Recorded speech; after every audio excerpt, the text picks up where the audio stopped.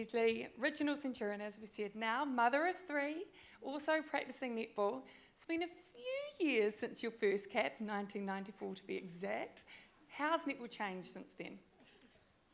So practising medicine now as well as netball, but I still love my netball.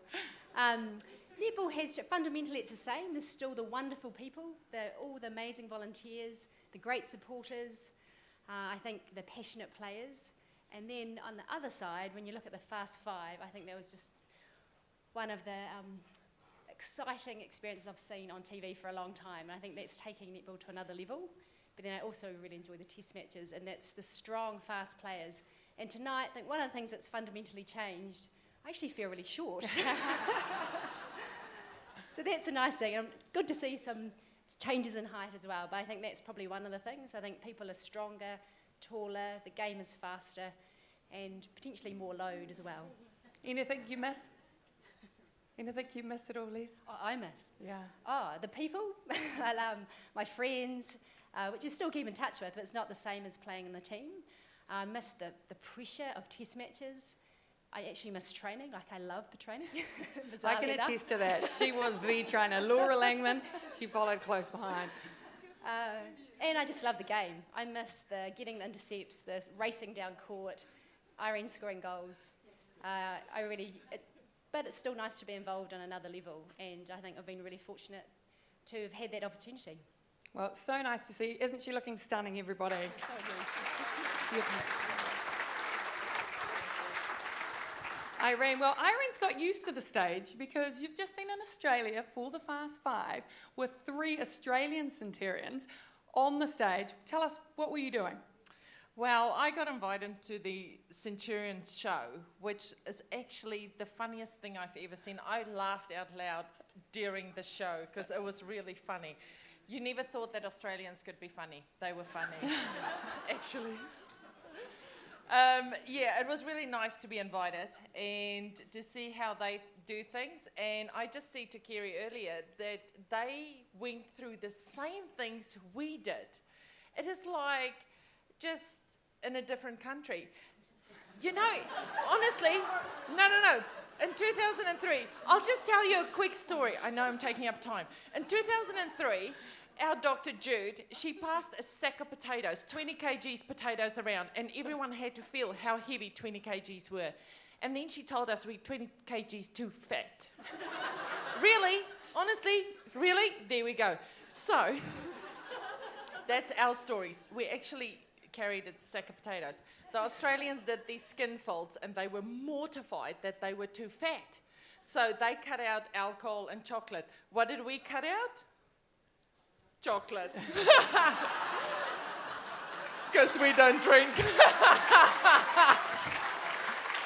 Right, I'm going to have to wrestle that mic off you because I think you're getting way too comfortable with it. So if we could pass that along to Laura Langman. Thank you very much. Irene Van Dyke. Oh my God. I don't hear stories like that. I know, she's a hard act to follow. Laws, you've heard this number many a time in the last few weeks, 141 consecutive test matches. I think that deserves a round of applause in itself.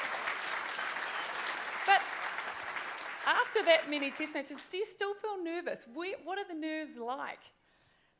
Yeah, absolutely. I think when I know I'm coming up against Maddie Robinson and the burns are going to be 3rd degree, if you don't get on D, absolutely still get nervous. But there's no day like game day during the week. So best day of the week, girls, game day.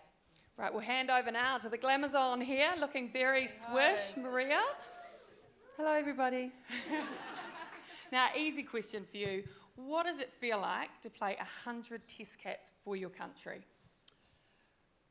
Yeah, what an absolute honour. Gosh, just like what the rest of the girls have said, it's all time. It's something that is totally indescribable, and like we've all said in every other touring camp, that very few women get to experience what we do. So I consider myself 1 in a million. Wow, you've definitely looked 1 in a million tonight. Beautiful. And another stunner, our most recently retired Silver Fern. We missed seeing you on the court this year. But what's it like being in retirement? What are the plans? We know you're playing next year, but what are your plans for the future? Very good question. Can I get back to you? Anybody looking for a job opportunity? No. I don't really know. I am into marketing and stuff like that, so we'll see. But at the moment, I'm just enjoying being mum with Caleb. He just turned 7, so driving me nuts, but loving it. Well, we're so glad we're going to see you back on the court next year for the brand new team, the Northern Stars. Well, I hope you are. And lucky last, our most recent Centurion, 101, she's just snuck in there. Now mother of the gorgeous wee Maya. I've had a little snuggle downstairs. My goodness, she's gorgeous. But how have you found that transition from professional athlete to being a mum? It's probably one of the hardest jobs, I guess, being a mum, but the most rewarding job that there is. And I just wish she would grow some hair because she still looks like a boy. It's because it's blonde. It takes a while to get up there. Oh, I know. So you must be excited about next year. You've obviously committed to come back and play. How does that feel? Yeah, I'm quite excited, and I do miss the aggression and the competitiveness out on the court. I am looking forward to that, and just that transition of, you know, getting your body back to what it was to what it is now is, it's interesting. Well, interesting. You look absolutely amazing, as does all these other ladies here. A huge round of applause. Over 100 test caps for their countries. Legends.